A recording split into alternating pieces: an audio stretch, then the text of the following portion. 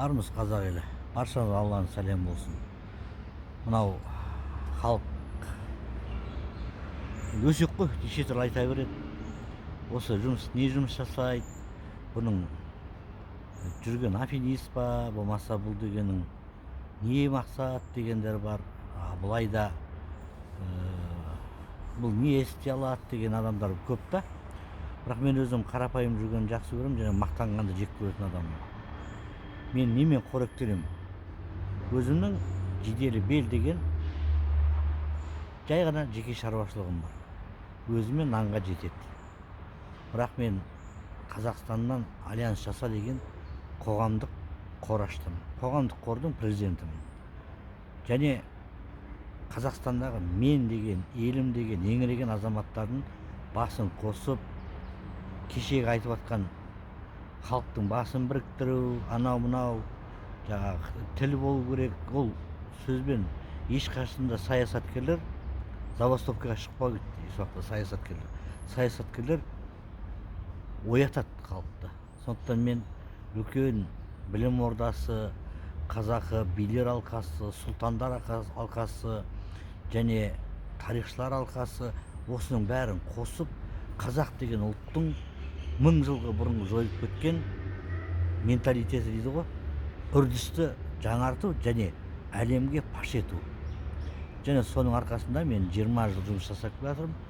Маған көмектескен бір ақсақалдар бар, ақыл берген кісілер бар, және ұлы жол көрсеткен кісілер бар. Сөйтіп Қазақстанның бұрыш-бұрышын аралап, абыздарын іздеп, күн түнде жүрген жоқпын. Сөйтіп жасап, енді кеше проектлерімді салдым ғой, қандай проектларды. Қазақ бірінші құрылтай жасамау үшін қандай болу керек? Және оның қорымы болу керек. Оның қара қорымы деген ол халқы болу керек. Қара құрым ел дейді ғой, оның қорымы болу керек. Оның қорымында үлкен ауқымды білім ордасы болу керек. Демек, тарихпен археологтарды және бүгінгі заман мен өткен заманның азаматтарының билер жолдарын тоғыстыра алатын саналы жол болу керек. Сөйтіп барып, сен үкіметке бірден айта аласың. Ал үкімет деген ол қоғам. Сен үкіметті өзгертемін деме, сен қоғамды өзгерту үшін сен білікті азаматтар жина.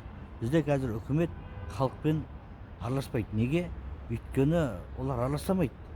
Өйткені қоғам деген сөзді олар бір ұрлық деген сөзге ауыстырып алғанда, олар отырған креслосында бір күн отырса да жеп қалсақ дейді.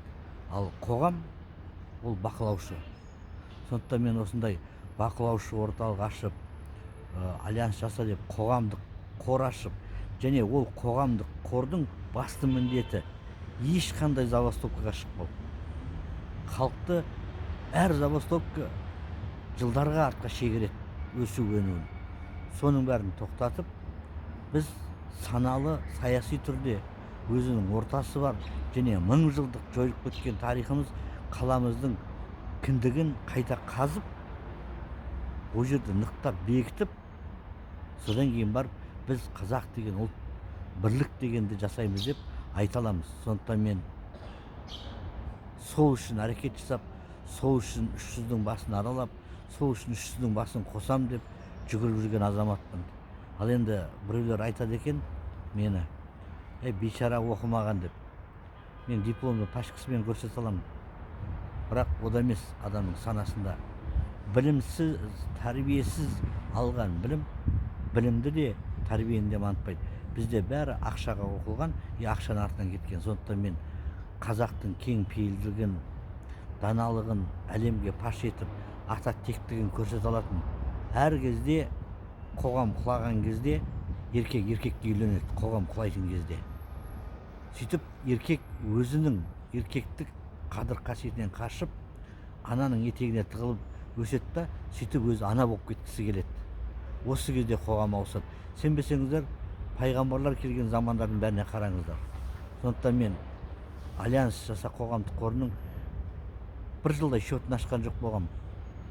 Қойш, тағы да бір афинистер кіріп алып бүлдіреді деп. Бүгін ғана аштым.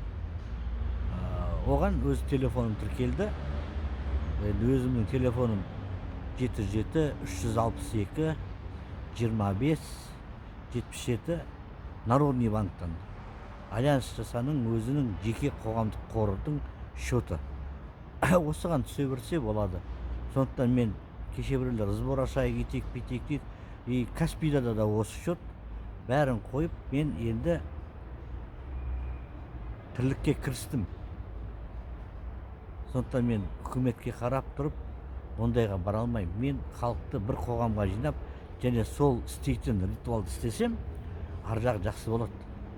Сондықтан соған бел буып, бүгін Таңсарайда шотты ашып, ал енді елімнің, жерімдің аман қалғанын, бірлігін ойлайым деген азаматтар болса, осы шотқа салса болады. Ал енді мені сыртымнан өсек айтып, жаман балағат айтып жүрген азаматтарға айтарым, иә, мен біздің Қазақстандағы қоғамдық қорлар бар ғой, көшеде автобуста садақа сала, анау ауырады, мынау ауырады деп, пиццат деген әңгімемен жұмыс жасап жүрген. Ондайлардың бәрінен аулақпын. Қоғамдық қорлар бар, халыққа көмектесіп жатқан, өте керемет қол күштарын беріп жатқан азаматтар көп. Мысалы, Қаракет қорлары бар. Сол сияқты. Енді олар халыққа бір күндік, а мен 1000 жылдық тақырыпта жұмыс жасап жатқан адаммын. Сондықтан бар болыңыздар ағайын.